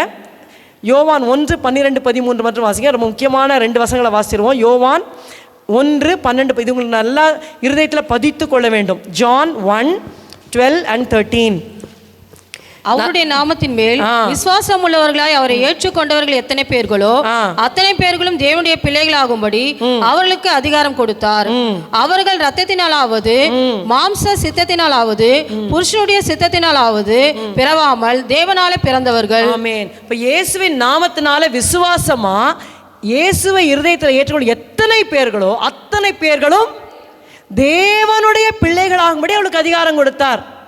ஒருத்தர் சொன்னார், சண்டே தான் சில கிறிஸ்டியன்ஸ் எப்படி இருக்காங்கன்னா, காட் இஸ் தேர் ஃபாதர், தேவன் வந்து பிதா, அப்பான்றாங்க. திங்கக்கிழமையிலேருந்து சனிக்கிழமை வரைக்கும் எப்படி இருக்காங்களாம்? அநாதைங்களாக இருக்காங்க, மறந்துடுறாங்க. தேவன் யாரு? தகப்பன், என்னுடைய தகப்பன்கிறத மறந்துடுறாங்க. அப்போது கர்த்தர் இயேசுவை ஏற்றுக்கொண்டவங்கெல்லாம் யாரு? தேவனுடைய பிள்ளைகள்ன்ற அதிகாரம். அப்போ நான் யாரு? தேவனுடைய பிள்ளை. எல்லாரும் சொல்லுங்க, I am a child of God. சொல்லுங்க, நான் தேவனுடைய பிள்ளை. 1 யோவான் 3:9-10 வாசிக்கிறேன் பாருங்க. தேவனால் பிறந்த எவனும் பாவம் செய்யான், ஏனெனில் அவருடைய வித்து அவனுக்குள் தரித்து இருக்கிறது, அவன் தேவனால் பிறந்தபடினால் பாவம் செய்ய மாட்டான். 10ஆம் வசனம், இதனாலே தேவனுடைய பிள்ளைகள் இன்னார் என்றும் பிசாசின் பிள்ளைகள் இன்னார் என்றும் வெளிப்படும். இப்போ இந்த பூமியில் இருக்கிற எல்லாரையும் 2ஆக பிரிச்சிடலாம். எல்லா ஜனங்களையும். ஒரு பிள்ளை என்னன்னா தேவனுடைய பிள்ளைகள், ஒரு கூட்டம். இன்னொரு கூட்டம் என்ன? யாருடைய பிள்ளைகள்? சத்தமா சொல்லுங்க. பிசாசின் பயப்படுறீங்க. ஒரு கூட்டம் யாருடைய பிள்ளைகள்? சொல்லுங்க சத்தமா. தேவனுடைய பிள்ளைகள். இன்னொரு கூட்டம் ஃபுல்லா யாரு? பிசாசின் பிள்ளைகள். அப்படியே பிரிச்சிடறார் ஆண்டவர். இப்போ இயேசுவை ஏற்றுக்கொண்டவங்கள்லாம் தேவனுடைய பிள்ளைகள். நம்முடைய அப்பா யாருன்னா பிதாவாகிய தேவன், ஏசப்பா. ஹல்லேலூயா. இந்த அறிவை நமக்கு இருக்கணும், அது வளரணும். இப்போ தேவனை அறிகிற அறிவில் இப்போ யோனா புரிஞ்சுக்கிட்டாரு, இவர் வந்து ஏதோ ஒரு எஜமான், நான் ஒரு தீர்க்கதரிசி சொன்ன அப்படி இல்லை. விட்டாரா பாருங்க, இவரை ஒரு கொந்தளிப்பை அனுப்பி அவரை திரும்பி லைனு கொண்டு வர பார்க்குறாரு. அப்போ புரிஞ்சுக்கிறாரு, சர்வ வலிமுள்ள பிதா, இவர் சிட்சிக்கிற பிதா. இப்போ நான் லைனை விட்டு நம்ம மாறி போகும்போது உண்மையாக நம்ம தேவ பிள்ளைன்னா கர்த்தர் கட்டாயமாக சிட்சிப்பார். நம்மளை சிட்சிக்கலை அப்படியே விட்டுட்டாருன்னா, நம்ம எபிரேயரில் படித்தோம் இல்லையா, நீங்கள் பிள்ளைகளாகிராமல் வேசி பிள்ளைகளாகிருப்பீர்களே என்று. அப்போது அப்படி இல்லை, டீலில் விட்டுறக்கூடாது. அப்போ நம்ம சொல்லணும், ஆண்டவரே நான் உம்முடைய பிள்ளையப்பா, நீர் என்னை நடத்தும், எப்படி நடத்தணுமோ நடத்தும். இந்த 2 குறிப்பை இருதயத்தில் வைத்து கொள்ளுங்கள். அப்போது இந்த இடத்துல பார்க்குற யோனா சொல்கிறார், தூக்கி போட்டுருங்க, என்னை தூக்கி போட்டுருங்க கடலில், நிச்சயமாக உங்களுக்கு அமர்ந்துடும். இவங்க பயப்படுறாங்க, ஐயோ இவன் சமுத்திரத்தையும் பூமியும் உண்டாக்கின பரலோகத்தின் தேவனாக இடத்துல பயபக்தி உள்ளவன், இவனை தூக்கி கடலில் போட்டால் கடவுள் நம்மளை பனிஷ் பண்ணுவார்ல சொல்லிட்டு அவங்க அந்த ஆலோசனையை எடுக்க மாட்டேங்கிறாங்க, வேகமாக தண்டு வலிக்கிறாங்க. பாருங்கள், நம்ம ஸ்டார்டிங்கே திரும்பிட்டோன்னா கர்த்தர்கிட்ட கொஞ்சமாக அடி வரும். ஸ்டார்டிங் திரும்பலைன்னா போக போக என்ன ஆகும் பாருங்கள். வசனத்தில் ஆபத்து வந்ததுன்னு சொல்கிறாங்க. It keeps on increasing. 12ஆம் வசனம் பாருங்கள், என்ன கொந்தளிப்பு உண்டாயிற்று. 4ஆம் வசனம் பாருங்கள், பெரிய கொந்தளிப்பு உண்டாயிற்று. இருக்கா? பெருங்காற்று, ரிசல்ட் என்ன? பெரிய கொந்தளிப்பு. 11ஆம் வசனம் பாருங்க, என்ன கொந்தளிப்பு? சமுத்திரம் அதிகமாய் கொந்தளித்து கொண்டிருந்தபடியால். 13ஆம் வசனம், அந்த மனுஷர் கரை சேரும்படி வேகமாய் தண்டவளித்தார்கள், ஆனாலும் சமுத்திரம் வெகு மும்முரமாய் கொந்தளித்து கொண்டே இருந்தபடியால் அவர்களால் கூடாமற் போயிற்று. ஸோ எப்படியாவது கரை தெரியுது, அவங்களுக்கு கரை தெரியுது, எப்படியானு ரோ பண்ணி வந்துடலான்னா அது வெகு மும்முரமாக கொந்தளித்து கொண்டு. அப்போது the more we deviate from the will of God, the more will be the கொந்தளிப்பு. எவ்வளோ தூரம் நம்ம தேவனுடைய அந்த வழியை விட்டு விலகி நம்ம போகிறோமோ அவ்வளவா நம்மளோட வாழ்க்கையில் கொந்தளிப்பு அதிகமாகும். நம்ம எல்லாரும் சர்ச்சில் இப்படி தான் உட்காந்துருக்கோம். ஆனால் இருதயத்தை கர்த்தர் பார்க்குறாரு. அது சமாதானமாக கர்த்தரோட இருக்கா, இல்லை உள்ளே கொந்தளிச்சிட்டு இருக்கா, கர்த்தரோட சமூகத்தில் தான் இருக்கோமா, இல்லை விலகி போகிறோமா, நம்ம ஆராய்ந்து பார்க்க வேண்டும். அப்போ யோனா புரிஞ்சுக்கிட்டாரு, இவர் ஏதோ ஒரு எஜமா, நான் வேலைக்காரன் சொன்னார், போய் சொல்ல சொன்னார், நான் சொல்லலை, நான் போயிடுறேன். இல்லை, கர்த்தர் பேசுகிற ஆண்டவர். அது மட்டுமல்ல, அவர் நம்முடைய தகப்பனாக இருக்கிறார். எப்படிப்பட்ட தகப்பன்? அவர் சர்வ வல்லமையுள்ள தகப்பன், அவர் சிட்சிக்கிற தகப்பன். அவர் விட்டு கொடுக்க மாட்டார். 3வது யோனா 2ஆம் அதிகாரம் 1 வசனம். அந்த மீனின் வயிற்றிலிருந்து யோனா தன் தேவனாகிய கர்த்தரை நோக்கி ஜெபம் பண்ணி. இப்போ இந்த சம்பவம் உங்களுக்கு தெரியும் இல்லையா? தூக்கி என்ன பண்ணுறாங்க? கடலை தூக்கி தபார்னு போட்டுடுறாங்க. 1:16-17 பார்த்தீங்கன்னா, அந்த இடத்துல யோனாவை விழுங்கும்படி தேவன் ஒரு பெரிய மீனை ஆயத்தம் பண்ணி வச்சுருந்தார். சரிங்களா? அந்த மீன் வயிற்றில் அது லபக்குன்னு முழுங்கிடுச்சு. இப்போ ஆயத்தம் பண்ணி சொல்லி வச்சுருக்கார், டீச் பண்ணியிருக்கார் அந்த மீன் கிட்ட. அதை பாரு, யோனா வருவான், கடிச்சிடாத, முழுங்கிடு, பத்திரமா வயிற்றுக்குள்ளே வச்சுக்கோன்னு எல்லாம் சொல்லியிருக்கார். ஓகே, மீன் வயிற்றில் 3 நாள் யோனா உட்கார்ந்துருக்கிறாரு. அந்த மீனின் வயிற்றிலிருந்து யோனா தன் தேவனாகிய கர்த்தரை நோக்கி விண்ணப்பம் பண்ணி. இப்போ யோனாக்கு என்ன அறிவு இருந்தது? இன்னும் ஒரு சாகலை. மீன் வயிற்றில் போனால் எப்படி, நான் எப்போதுமே தெரிஞ்சுக்கோ, அந்த பெரிய மீன் வயிற்றில் பயங்கரமாக அந்த HCl ஹைட்ரோக்ளோரிக் ஆசிட் வருமா. அது கொஞ்ச நேரத்தில் ஆசிட் ரிலீஸ் ஆகி கம்ப்ளீட்டாக அந்த தோலெல்லாம் உறிஞ்சி எடுத்து அதை ஃபுல்லாக சக் பண்ணிவிட்டு வேஸ்ட் அப்படியே அமுச்சிடுமா இம்மீடியட்லி. அவ்வளோ தூரம் அந்த மீனோடைய இந்த டைஜஸ்டிவ் சிஸ்டம் அவ்வளோ இதுவாக இருக்குமா. ஆனால் இந்த இடத்துல ஐயா உள்ளே போகிறாரு, போயிடுவோன்னு பார்த்தா அவர் சாக மாட்டேங்கிறார், இருக்கிறார். அப்போ ஒன்று தெரிஞ்சுக்கிட்டாரு, இன்னும் கொஞ்சம் டைம் இருக்குது. அந்த டைம் அவர் வேஸ்ட் பண்ணலை. உடனே என்ன பண்ணுறாரு? அந்த மீனின் வயிற்றிலிருந்து யோனா தன் தேவனாகிய கர்த்தரை நோக்கி விண்ணப்பம் பண்ணி. இப்போ நம்ம உயிரோடு இருக்கிற வரைக்கும் கர்த்தர் நமக்கு சான்ஸ் தரார். நம்ம வெயிட் பண்ணக்கூடாது. எல்லாம் நம்ம ஆண்டவரே, நம்ம எப்போதும் பாஸ்டர் சொல்கிறார் இல்லையா, ஜெபத்தை கேட்கிறவரே மாம்சமான யாவரும் உம்மிடத்தில் வருவார்கள். அதையும் நீ கம்பைன் பண்ணுற. சங்கீதம் 65:2. சரிங்களா? மறக்காங்க. ஜபத்தை கேட்கிறவரே மாம்சமான யாவரும் இடத்துல வருவார்கள். இது ரொம்ப என்னென்னா, இப்போ அந்த பவுல்லாம் ஜெபிச்சாங்க சிறைச்சாலையில், இல்லை தானியேல் சிங்கக்கேபியில் ஜெபிச்சிருக்கலாம், அண்டர் கிரவுண்டில், யாரும் எங்கெங்கேயோ ஜெபிச்சாங்க எல்லாருக்குமே. ஆனால் ஏர் ஸ்பேஸ் இருந்தது பாருங்கள். They can be seen by men இல்லையா, மனுஷங்களால் பார்க்கக்கூடிய இடத்துல இருந்தாங்க. ஆனால் இந்த யோனா மாத்திரம் உலக பிராரமாக பார்க்கும்போது ஒரு ஓஷன் இருக்குது, ஒரு மீன் முழுங்கிடுச்சு, அதில் மேலேயே முதக்கும் அது அடியில் போயிருக்கும். யோனா பூமியிலேயே இல்லை. ஆக்சுவலி மனுஷங்க பிரகாரமாக ஜோனா இஸ் நாட் அட் ஆல் தேர். ஆண்டவராக இயேசுவும் சொல்கிறாரு, 3 நாள் இரவும் பகலும் யோனா மீன் வயிற்றில் இருந்தது போல மனுஷகுமாரன் பூமியின் மையத்தில் இருப்பார்னு சொல்கிறார். அவருடைய மரணத்தை குறித்து, மரணம் அடக்கம் பண்ணப்படுதலை குறித்து சொல்கிறார். அப்போ என்ன அர்த்தம்? Is almost is considered as dead. யோனா செத்து போயிட்டான், நாங்கள் தூக்கி போட்டோம், மீன் முழுங்கிச்சு, செத்து போயிட்டான். அந்த நிலைமையில் இருக்கிற யோனா யாருமே அவனுக்கு ஹெல்ப் பண்ண முடியும். யாராவது ஹெல்ப் பண்ண முடியுமா? நிச்சயம் பண்ண முடியாது. ஆனால் அங்கேருந்து யோனா கர்த்தரை நோக்கி விண்ணப்பம் பண்ணுறார். வாட் அ கிரேட் ரெவலேஷன் பாருங்கள். இந்த யோனாவுக்கு இருக்கிற அறிவு. நான் மீன் வயிற்றில் இருக்கேன், யாருமே ஹெல்ப் பண்ண முடியாது. நிச்சயம் அடுத்தது வயிற்றுக்குள்ளே போயாச்சுங்க, அப்புறம் என்ன, வெளியில் வர முடியும். வாயில் இருந்தது, அந்த சிங்கத்தோட வாயில் ஆட்டுக்குட்டி இருந்தது, கரடி வாயில் இருந்தது. தாவீது போய் அடித்தார், கொண்டு வந்துட்டார். சரி, கை கால் போயிருக்கு. இது வயிற்றுக்குள்ளேயே போயாச்சு. பெரிய மீன் வேற, சமுத்திரம் வேற, யார் போய் காப்பாற்றுவா? ஆனால் அங்கேருந்து ஜெபம் பண்ணுறார். இப்போ நம்ம தேவன் எப்படிப்பட்டவர் பாருங்க, ஜெபத்தை கேட்கிறவர். ஹல்லேலூயா. ஃபுல்லாக எக்ஸ்பிளைன் பண்ண முடியல, நான் கடகடன்னு சொல்லிடுறேன். எப்படி இருக்கும்? ஒரே இருட்டா இருக்கும், ஒரே வயிற்றுக்குள்ள போன சாப்பாடு வெளியே வந்தாலே உள்ள இருக்கிற ஸ்மெல் எப்படி இருந்திருக்கும். 2ஆம் வசனம் அவர் எவ்வளவு விசுவாசமா சொல்றாரு பாருங்க. உத்தரவு, அதாவது என் நெருக்கத்திலே நான் கர்த்தரை நோக்கி கூப்பிட்டேன், அவர் எனக்கு உத்தரவு அருளினார். 6ஆம் வசனம், பர்வதங்களின் அடிவாரங்கள் கீழே வரும்போது, கர்த்தா என் தேவனாகிய கர்த்தாவே, நீர் என் பிராணை அழிவுக்கு தப்புவித்தீர். மீன் வயிற்றுல இருந்தே இவ்வளோ விசுவாசமாக ஜெபம் பண்ணுறாரு. அச்சா, அப்புறம் நான் கர்த்தரை நினைத்தேன், அப்பொழுது என் விண்ணப்பம் உமது பரிசுத்த ஆலயத்தில் உம்மிடத்தில் வந்து சேர்ந்தது. Already reached. அது 7ஆம் வசனம் பாருங்க, மை ப்ரேயர் ரீச்டு யூங்கிறாரு. என்னுடைய விண்ணப்பம் உமது பரிசுத்த ஆலயத்தில் உம்மிடத்தில் வந்து சேர்ந்தது.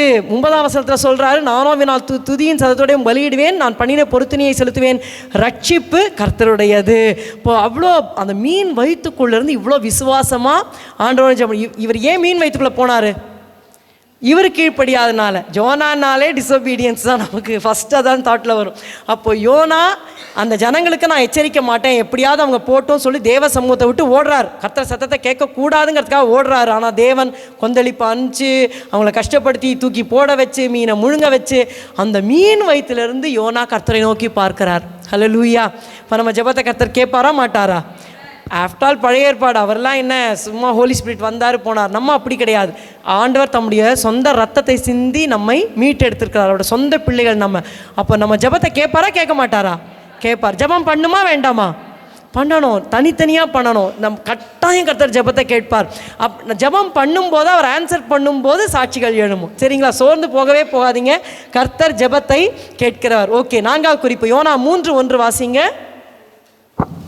2ஆம் தரம் கர்த்தருடைய வார்த்தை யோனாவுக்கு உண்டாகி அவர் 2ஆம் வசனம், நீ எழுந்து மகா நகரமாகிய நினைவுக்கு போய் நான் உனக்கு கற்பிக்கும் வார்த்தையை அதற்கு விரோதமாய் பிரசங்கி என்றார். தேவனை பற்றி அறிகிற அறிவில் விருத்தியும். God is a God of second chances. 2வது ஒரு சான்ஸ் தரார். மீன் வயிற்றுலேருந்து வெளில வந்துட்டார். நம்ம ஒருவேளை கடவுளோட இடத்துல இருந்தால் அந்த யோனாவை பயன்படுத்துவோமா? நம்ம யோசிச்சு பாருங்களேன். He is a disobedient person. அவனுக்கு மறுபடியும் ஊழியம் கொடுப்போம். அது ஒரு ஊழியம், அது இல்லையா? ஒரு தடவை ஊழியத்தை கொடுக்குறாரு, போய் பிரசங்கம் பண்ணுப்பான்னா பிரசங்கம் பண்ண முடியாதுன்னு சொல்லிட்டு ஓடி போயிட்டான். சிச்சித்தாரு, சரி மன்னிப்பு கேட்டான், வெளியில் வந்தாச்சு. இப்போ என்ன பண்ணலாம்? ஆண்டவர் நினச்சா இன்னொரு ஆளை கூப்பிட்டு அந்த ஊழியத்தை கொடுத்து நிறைவேற்றி அவனை உயர்த்தலாம். ஆனால் மறுபடியும் 2ஆம் தரம் கர்த்தருடைய வார்த்தை யோனாவுக்கு உண்டாகி அவர் நீ எழுந்து மகாநகரமாகி நினைவேக்கு போய் நான் உனக்கு கற்பிக்கிற வார்த்தையை அதற்கு விரோதமாய் பிரசங்கி என்றார். இப்போ கர்த்தர் பாருங்க கைவிடாமல் மறுபடியும் அந்த ஊழியத்தை அதே மனுஷனுக்கு கொடுத்து அதை நிறைவேற்றுகிறார். ஹல்லேலூயா. கர்த்தர் நல்லவர். ஆமேன். உங்களுக்கு புரியுதுங்களா? ஸோ இவன் பிரசங்கிக்கிறான். இன்னும் 40 நாள் தான் நினைவே கவிழ்க்கப்பட்டுப்போம். உடனே ஜனங்க எல்லாரும் மனம் திரும்பி ரெட்டுடுத்தி சாம்பலில் உட்காந்து மனம் திரும்புகிறாங்க. இந்த விஷயம் ராஜாவுக்கு போகுது. ராஜா கிட்ட ஜனங்களாம் மனம் திரும்பிக்கலான்னு இவரும் சாக்லாத் அண்ட் ஆஷஸ் ரெட்டுடுத்தி சாம்பலில் உட்கார்றாரு. ஒரு கட்டளை கொடுக்குறாரு, தேவன் நமக்கு இறங்குற வரைக்கும் யாரும் சாப்பிடக்கூடாது, தண்ணி கூட குடிக்கக்கூடாது, ஆடு மாடு கூட எதுவும் பண்ணக்கூடாதுன்னு சொல்லி மனம் திரும்புகிறாங்க. தண்ணீர் குடிக்காமல் எல்லாம் செய்யாமல் இருக்கும் பொழுது கர்த்தர் பார்த்து என்ன பண்ணுறாரு? அவளுக்கு மன்னிக்கிறார். ஸோ இந்த மினிஸ்ட்ரியை இன்னொருத்தட்ட கொடுக்காம யோனாட்டியே கொடுக்குறார். இப்போ அதுக்காக ஒவ்வொருத்தரையும் கீழ்ப்படியாமல் இருந்தால் கொடுப்பார், நான் அப்படி சொல்லலை. ஆனால் தேவன் he is a God of second chance. ஆண்டவரே, நான் இந்த மாதிரி நான் தப்பு பண்ணிட்டேன், நான் மன்னிச்சிருங்க, திரும்பி எனக்கு என்னை ஆசீர்வதிங்க, எனக்கு இந்த ஊழியத்தை கொடுங்கன்னு சொல்லும்பொழுது தேவன் கட்டாயமாக கொடுத்து நம்மை உயர்த்துவார். This is the knowledge of God. உங்களுக்கு புரியுதா? யாப்பேத்தை தேவன் விருத்தியாக்குவார். எதில் விருத்தியாக்குவார் சொல்லிட்டு 3வது குறிப்பு தேவனை அறிகிற அறிவில் விருத்தி அடையணும். நம்முடைய தேவன் மிகவும் நல்லவர். அவர்கிட்ட ஆண்டவரே எனக்கு கொடுங்க, ஆண்டவரே எனக்கு மினிஸ்ட்ரி கொடுங்க, ஆண்டவரே எனக்கு சோல்ஸ் கொடுங்க, ஆண்டவரே நான் என்னை பயன்படுத்துங்க ஆண்டவரேன்னு சொல்லும்போது கர்த்தர் மறுபடியும் பயன்படுத்துவார். 5வது யோனா 3:9-10 நமக்கு தெரியும். இவங்க எல்லாரும் மனம் திரும்புகிறாங்க. 9-10 வாசிமா. யாருக்கு தெரியும், நான் அழிந்து போகாதபடிக்கு ஒருவேளை தேவன் மனசாபம் பட்டு தம்முடைய உக்கிர கோபத்தை விட்டு திரும்பினாலும் திரும்புவார் என்று கூற சொன்னான். அவர்கள் தங்கள் பொல்லாத வழிகளை விட்டு திரும்பினார்கள் என்று தேவன் அவர்களுடைய கிரியைகளை பார்த்து தாம் அவர்களுக்கு செய்வேன் என்று சொல்லி இருந்த தீங்கை குறித்து மனசாபப்பட்டு அதை செய்யாதிருந்தார். இப்ப யோனா 4:1-2 நல்லா பாருங்க. யோனாவுக்கு இது மிகவும் விசனமாய் இருந்தது. அவன் கடுங்கோபம் கொண்டு கர்த்தரை நோக்கி விண்ணப்பம் பண்ணி, கர்த்தாவே, நான் என் தேசத்தில் இருக்கும் போதே நான் இதை சொல்லவில்லையா? இது நிமித்தமே நான் முன்னமே தர்ஷீசுக்கு ஓடி போனேன். நீர் இரக்கமும் மன உருக்கமும் நீடிய சாந்தமும் மிகுந்த கிருபையும் உள்ளவரும் தீங்குக்கு மனசாப்படுகிறவருமான தேவன் என்று அறிவேன். அப்போ ஒரு நாலேஜ் வச்சிருக்காரு.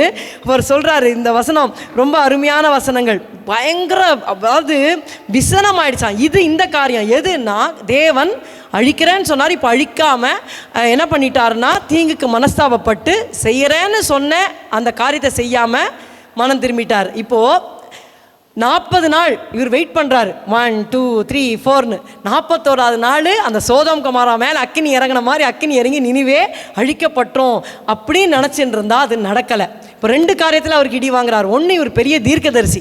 4 சாப்டர்ஸ் இருக்குன்னு நினைக்காதீங்க. இவங்கெல்லாம் பெரிய பெரிய அபிஷேகம் பண்ணப்பட்டவர்கள். அப்போது இவர் ஒரு தீர்க்கதரிசனம் சொல்கிறாரு, ஆனால் அது நடக்கலை. டியூட்ரானமி பிரகாரம் பார்த்தீங்கன்னா ஒரு தீர்க்கதரிசனம் சொன்னால் அது நடக்கலைன்னா அவன் கள்ள தீர்க்கதரிசி. அப்போ கல்லறிஞ்சு அவனை வந்து கொல்லணும். இவருக்கா கஷ்டப்பட்டு ஊர் விட்டு ஊர் போய் ஒரு தீர்க்கதரிசனம் சொன்னால் அது நடக்கலை. கர்த்தர் மாற்றிட்டார். ஸோ அந்த ஈகோ ப்ராப்ளம் 1. 2வது, இவர் வந்து இந்த ஜனங்க வந்துட்டு மனம் திரும்பிட்டாங்க. எப்படியாவது ஒரு ரிவெஞ்ச் கிடைக்கும்னு பார்த்தார். இஸ்ரவேல் ஜனங்களை அவங்க ரொம்ப கொடுமைப்படுத்தினாங்க, இந்த நினிவே மக்கள். அப்போ இந்த நினிவே அழிஞ்சாதான் இவருக்கு ஆத்ம திருப்தி கிடைக்கும். ஆனால் கர்த்தர் என்ன பண்ணிட்டார், அழிக்காமல் மன்னிச்சிட்டார். ஸோ இவர் ஒரே விசனமாக இருக்க உடனே கர்த்தர் கேட்குறாரு 3ஆம் வசனத்தில், இப்போதும் இவன் சொல்கிறான், இப்போதும் கர்த்தாவே என் பிராணனை என்னை விட்டு எடுத்துக்கொள்ளும், நான் உயிரோடு இருக்கிறதை பார்க்கலும் சாகிறது நலமாக இருக்கும். ஏன்னா அவங்க அழியலையாம், இவரோட தீர்க்கதரிசனம் நிறைவேறலை, ஜனங்க அந்த கெட்டவங்க அழியல. உடனே இவர் சொல்கிறார், என்னை எடுத்துக்கோங்க, நான் செத்து போனால் நல்லாயிருக்கும். அப்போ கர்த்தர் கேட்குறாரு, அதற்கு கர்த்தர், நீ எரிச்சலாக இருக்கிறது நல்லதோ அப்படின்னு கேட்குறாரு. இப்போ யோனா போய் ஊருக்கு வெளில போட்டு அந்த ஏதோ ஒரு குடிசை போட்டு, அப்போ கர்த்தர் என்ன பண்ணுறாரு, ஒரு ஆமணுக்கு செடி, இந்த கதையை சொல்லி முடிச்சிடுறேன். ஆமணுக்கு செடியை வளர பண்ணுறாரு நைட்டோட. அது லீவ்ஸ் கொஞ்சம் பெருசாக இருக்குமா, சரிங்களா, கேஸ்டர் ஆயில் பிளான்ட்டுங்கிறாங்க. ஸோ அந்த செடியை நைட்டோ அழகாக வளர பண்ணுறாரு. அது மேலே வந்து அழகாக ஷேட் கொடுக்குது. யோனா ஆமணுக்கு இருந்து ரொம்ப சந்தோஷப்படுறாரு. ஆனால் அந்த நெக்ஸ்ட் டே என்ன பண்ணுறாரு, தேவன் ஒரு பூச்சிக்கு கட்டளை கொடுக்குறாரு, போய் எல்லாத்தையும் கடிச்சிடு, ரூட்ஸ் எல்லாம் கடிச்சிடுது. அடுத்த நாள் சூரியன் வருது, ஒரு ஈஸ்ட் விண்டு, வெகமெண்ட் ஈஸ்ட் விண்டு அனுப்புகிறாரு. அதெல்லாம் அந்த எல்லாம் போயிடுது. வெயில் யோனாவோட தலைமையில இப்போ படுது. அப்போ அவன் சொல்கிறான், தனக்குள்ளே சாவை விரும்பி 8ஆம் வசனம் 4:8, நான் உயிரோடு இருக்கிறதை பார்க்கலும் சாகிறது நலமாக இருக்கும் என்றான். அப்பொழுது தேவன் யோனாவை நோக்கி, நீ ஆமணக்கு நிமித்தம் எரிச்சலாக இருக்கிறது நல்லதோ என்றார். அதற்கு அவன், நான் மரண பரியந்தமும் எரிச்சலாக இருக்கிறது நல்லது தான். எப்படி கர்த்தர்ட்ட பேச, what a open conversation with God, there was nothing to hide. தேவன்ட்டு அப்படியே முகமுகமாக சந்தோஷம் அப்படியே பேசுகிறாரு பாருங்க, இருக்கிறத அப்படியே பேசுகிறாரு. ஓகே, அப்போ கர்த்தர் இந்த இடத்துல யாராக இருக்கிறாருன்னா, அவர் வந்து டீச் பண்ண நினைக்கிறார் யோனாவுக்கு. யோனா நினச்சினா, நான் உண்மை பற்றி அறிவேன், என்ன அறிஞ்ச நீனு. இப்போ கர்த்தர் வந்து பொறுமையாக அவனுக்கு போதிக்கிற ஒரு ஆசாரியனாக அவர் கற்றுக் கொடுக்கிறார். அப்போ கர்த்தர் 10-11 ரொம்ப அழகான வசனங்கள். அதற்கு கர்த்தர், நீ பிரயாசப்படாததும் நீ வளர்க்காததும் ஒரு ராத்திரியிலே முளைத்ததும் ஒரு ராத்திரியிலே அழிந்து போனதுமான ஆமணக்குக்காக பரிதபிக்கிறாயே, வலது கைக்கும் இடது கைக்கும் வித்தியாசம் அறியாத 120,000 பேருக்கு அதிகமான மனுஷரும் அநேக மிருக ஜீவங்களும் இருக்கிற மகாநகரமாகிய நினிவேக்காக நான் பரிதபியாமல் இருப்பேனோ என்றார். ஹல்லேலூயா. இப்போ முடிக்கிறது நம்ம கையில் இருக்கு. ஆண்டவர் இப்படி கொஸ்டின் சொல்லி வச்சுருவோம். அப்போ யோனா எப்படி முடிச்சிருக்கணும், ஆமாம் ஆண்டவரே, எனக்கு நான் தப்பு போகும்போது நீங்கள் எனக்கு செகண்ட் சான்ஸ் கொடுத்தீங்க, அது மாதிரி இந்த ஜனங்களும் மனம் திரும்பிட்டாங்க, நீங்கள் கொடுத்தீங்க, நீங்கள் வந்து ரொம்ப நீடிய பொறுமை உள்ளவர், அப்படி சொல்லி முடிக்கணும். அப்படி நம்ம நினச்சிக்கலாம். அதாவது நம்ம ஆட் பண்ணல பைபிளோட, பட் காட் சம்டைம்ஸ் கொஸ்டினோட முடிச்சிடுவார். லூக் 15 கூட ஒரு கொஸ்டினோட முடிச்சிடுவார். அப்போது பாருங்கள், கற்றுத்தரார் யோனாவுக்கு. இப்போ தேவனை அறிகிற அறிவில் விருத்தி அடைகிறதுனா பாருங்கள், தேவன் யாருன்னா பொறுமையாக, அவன் அவ்வளோ எரிச்சலோடு பேசுகிறான், கர்த்தர் அப்படியே விட்டுடலாம். கர்த்தர் வந்துட்டு, நீ எரிச்சலாக இருக்கிறது நல்லதோ, எவ்வளோ அழகாக கேட்குறாருல்ல, என்னை எடுத்துக்கொள்ளும், நான் போகிறேன், நான் சாகிறேன் அப்படின்னா அழகாக பேசுகிறார். நீ எரிச்சலாக இருக்கிறது நல்லதாப்பா. திரும்பி அந்த ஆமண செடி போனவுடனே திரும்பி கர்த்தர் சொல்கிறார், நீ ஆமணக்கு நிமித்தம் எரிச்சலாக இருக்கிறது நல்லதோனா மரண பரியந்த எரிச்சலாக்கிறதே நல்லது தான். எப்படி சொல்ல, அப்போ கர்த்தர் அழகாக டீச் பண்ணுறாரப்பா. அவங்கெல்லாம் மனுஷங்கப்பா, ரைட் ஹேண்டுக்கும் லெஃப்ட் ஹேண்டுக்கும் வித்தியாசம் தெரியாத ஜனங்கள், அவங்க நிமித்தம் நான் பரிதவியாமல் இருப்பேனாப்பா, அநேக மிருக ஜீவன்கள் சொல்லி ஆண்டவர் தம்மை வெளிப்படுத்துகிறார். இப்போ தேவன் பொறுமையாக நமக்கு கற்றுக் கொடுக்கிற ஒரு ஆசாரியனாக இருக்கிறார். அப்போது இது நான் இந்த யோனா புஸ்தகத்திலிருந்து கொஞ்சம் எனக்கு ரொம்ப ஆசீர்வாதமாக இருந்ததுனால எடுத்தேன். இதெல்லாம் ட்ராப்ஸ் இன் ஓஷன் தான் தேவனை பற்றி. இப்போ தேவனை அறிகிற அறிவில் வளர தேவன் நமக்கு உதவி செய்யணும். 3 காரியங்களை விருத்தியாகணும். யாப்பேத்தை தேவன் விருத்தியாக்குவார். முதல்ல என்னது, நம்முடைய ஆயுசின் வருஷங்கள் விருத்தியாகும். கர்த்தருக்கு நம்ம பயப்படுற பயத்தில் வளர ஆயுசின் வருஷங்கள் விருத்தியாகும். இதை விசுவாசிக்கிறீங்களா? அதை சொல்லுங்கள். நமக்கு ஒருவேளை 70 தான் வச்சுருக்காருன்னா +1 அப்படியே கூட்டே போவார். சரிங்களா? குறையாது, ஏறும். ஆயுசின் வருஷங்களை விருத்தியாக்குவார். 2வது, நம்முடைய விசுவாசத்தை விருத்தி அடைய பண்ணுவார். எப்போ வசனத்தை கேட்க விசுவாசம் விருத்தியான மகிழ்ச்சி விருத்தி ஆகிடும். ஓகே. 3வது, தேவனை அறிகிற அறிவில் விருத்தி ஆகிடும். நம்முடைய தேவன் யார்? அவர் பேசுகிற ஆண்டவர். நம்மோட தனித்தனியாக பேசுவார். சரிங்களா? ஆண்டவரே என் கூட பேசுங்கன்னு சொல்லுங்களேன், பேசுவார்.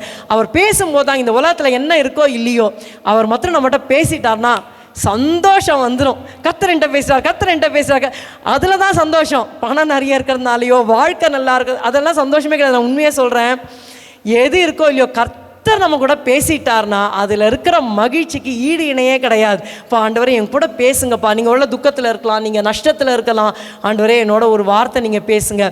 அதை நீங்கள் கேட்டுட்டீங்கன்னா உங்களுடைய நஷ்டமோ உங்கள் துக்கமோ இப்போ போகிற பாதை எதுவுமே இதுவாகாது. சரி, 2வது, தேவனை அறிகிற அறிவில் 2வது தேவன் யார்? அவர் தகப்பன். எப்படிப்பட்ட தகப்பன்? சர்வவல்லமுள்ள தகப்பன். அவர் சிட்சிக்கிற தகப்பன். மூன்றாவது தேவன் யார்? நம்முடைய ஜெபத்தை கேட்கிறவர். யோனா, அந்த கீழ்ப்படியாத யோனா, மீன் வயிற்றில் இருக்கிற செத்து போன்ட்டான்னு நினச்சி அந்த யோனாவோட ஜெபத்தை பரலோக தேவன் கேட்க முடியுமானா? நம்ம எந்த நிலைமையில் இருந்தாலும் கர்த்தாவேன்னு சொல்லி, இந்த இருதயத்தின் ஆழம்தான் ரொம்ப முக்கியம். வாய் இது இல்லை, இருதயத்தின் ஆழத்திலேருந்து கர்த்தரை நோக்கி கூப்பிடும்போது அந்த ஜெபத்தை தேவன் கேட்டருளுவார். நான்காவதாக நம்முடைய தேவன் யார்? Is a God of second chances. ரெண்டாவது சான்ஸ் தருவார். ஆண்டவரே எனக்கு கொடுங்க ஆண்டவரே, நான் மிஸ் பண்ணிட்டேன், எனக்கு கொடுங்க ஆண்டவரே, என்னை யூஸ் பண்ணுங்க ஆண்டவரே சொல்லும்போது ஆண்டவர் யூஸ் பண்ணுவார். ஐந்தாவதாக பொறுமையாக நமக்கு போதிக்கிற தகப்பன். ஹல்லேலூயா. கர்த்தர் நம்மை ஆசீர்வதிப்பாராக. ஆமென். ஹல்லேலூயா. ஹல்லேலூயா. எதிரிப்போமா ஜாம் பண்ணி முடிச்சிடலாம். அவங்களே எல்லாம் எக்ஸ்பிளைன் பண்ணிட்டாங்க. கர்த்தர் நம்ம கிருபை செய்வாராக. இந்த பாகத்திலே கர்த்தர் கொடுத்த அந்த வாக்கு தத்துவத்தை மீண்டும் அதை பார்க்க கர்த்தர் கிருபை செய்தார். ஹல்லேலூயா. ஆண்டவர் தாமே அவர் அறிகிற அறிவிலே நம்மை விருத்தியாக்குவார். கர்த்தர் தாமே வசனத்தை, அது விசுவாசத்தை விருத்தியாக்குவார். கர்த்தர் நம்ம என்ன பண்ணுவாராம்? ஆண்டவர் ஆயுசின் வருஷங்கள், அவருடைய ஆயுஷ நாட்களை விருத்தியாக்குவார். அல்லது எத்தனை பேர் ஆயுஷ நாட்களை விருத்தியாக வேண்டும்? ஆமென். கர்த்தர் செய்வார். எல்லாரும் நின்று ஒரு பாடலை பாடி அது ஜாம் பண்ணோம். யூடியூப்பில் அப்ளை பண்ணும்போது மீண்டும் வசனத்தை கேளுங்க. கர்த்தர் நம்மளை செய்வார். 1ஆம் தேதி காலையில் 5 மணிக்கு ஆராதனைக்கு வந்துருங்க. விருத்தியாக்குவார், விசாலமாக்குவார், பலுகி பரம்பி படர்ந்திட செய்வார். விருத்தியாக்குவார், விசாலமாக்குவார், பலுகி பரம்பி படர்ந்திட செய்வார். தலையை எண்ணெயால் அபிஷேகம் செய்வார், நிரம்பி வழிந்து ஓடிட செய்வார். தலையை எண்ணெயால் அபிஷேகம் செய்வார், நிரம்பி வழிந்து ஓடிட செய்வார். விருத்தியாக்குவார், விசாலமாக்குவார், பலுகி பரம்பி படர்ந்திட செய்வார். விருத்தியாக்குவார், விசாலமாக்குவார், பலுகி பரம்பி படர்ந்திட செய்வார். தலையை எண்ணெயால் அபிஷேகம் செய்வார், நிரம்பி வழிந்து ஓடிட செய்வார். தலையை எண்ணெயால் அபிஷேகம் செய்வார், நிரம்பி வழிந்து ஓடிட செய்வார். இந்த மாதம் முழுவதும் கொடுத்த எப்படி நாம் விருத்தியாக ஆக வேண்டும் என்று ஒவ்வொரு வாரமும் தியானித்தோம். நீங்கள் போய் தியானித்து ஆண்டவர் கடந்த வாரம் பேசின, அந்த முந்தின நாள் பேசின எந்தெந்த காரியங்களை சீர்பட வேண்டுமோ மறுபடியும் சீர்படுத்த அவர் இன்னொரு சான்ஸ் தருவார். 6 மாதம் முடிக்கிறோம். இந்த வருகிற ஜூலை மாதத்திலிருந்து ஆண்டவரை எல்லாவற்றையும் சீர்பொருந்து எனக்கு கிருபை தாங்க என்று சொல்லி ஆண்டவர்கிட்ட நீங்கள் ஜெபிக்கும் போது நிச்சயமாக கர்த்தர் செய்வார். ஆமென்.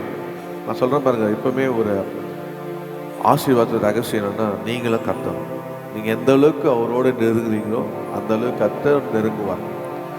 அவர் எந்த அளவுக்கு தேடுறீங்களோ அந்த அளவுக்கு கண்டு கொள் செய்வார். எந்த அளவுக்கு ஜெபிக்கிறீங்களோ அந்த அளவுக்கு கிருபை தருவார். எல்லாமே நம்முடைய தனிப்பட்ட அதை நம்ம இங்கே சபையில் வரும்போது இன்னும் நம்முடைய கர்த்தர் தம்முடைய வருகைக்கு ஆயத்தப்படுத்தி தன்னுடைய பரலோக ராஜ்யத்துக்கு ஆயத்தப்படுத்துகிற நம்மளை ஆவிக்குரியவர்களாய் நம்மளை வளர்க்கிறது தான் அவருடைய திட்டம். அதனால கர்த்தர் நம்மளை ஆசீர்வாதமே இந்த கால வேலை கர்த்தர்களோட பேசுகிறார். ஆமே. எந்தெந்த இடத்துலலாம் குறைகளுக்கு எந்தெந்த இடத்துல கர்த்தருடைய வார்த்தையை டச் பண்ணிச்சோ, ஆண்டவர் எந்தெந்த விஷயத்துல என்னை தொட்டிங்கப்பா, நான் அதுக்கு ஒப்பு கொடுக்குறேன்னு ஒப்பு கொடுத்து நம்ம ஆண்டவர்கிட்ட நம்ம வாழ்க்கை ஆரம்பிப்போம்னா கர்த்தர் நிச்சயமாக இந்த வருகிற 6 மாதத்தில் கர்த்தர் ஆசீர்வதிப்பார். உங்களுக்காக எல்லாவற்றையும் செய்வார், தருவார். நான் மகிழ்ச்சியாக வச்சுருப்பார். ஜெபமும் அன்பு கிருபை நிறைந்த எங்கள் பரலோகத்தின் பிதாவே, உடைய குமாரனாகிய இயேசுவின் நாமத்திலே காலை ஆண்டவரே கர்த்தாவே 8 மணியிலிருந்து நாங்கள் பாடுகிற வழியாக எங்களோடு பேசினீர், ஆராதனை வழியாக எங்களோடு இடைப்பட்டீர், சாட்சிகள் மூலியமாக நாமம் மையப்பட்டது. ஜெபித்த ஜெபத்துக்கெல்லாம் ஆமை என்றும் பதில் தந்தீர். இப்போதும் உடைய வார்த்தையின் மூலியமாக எங்களோடு பேசினீரப்பா. கர்த்தாவே இயேசுவே, நீ பேசுகிற தேவன்.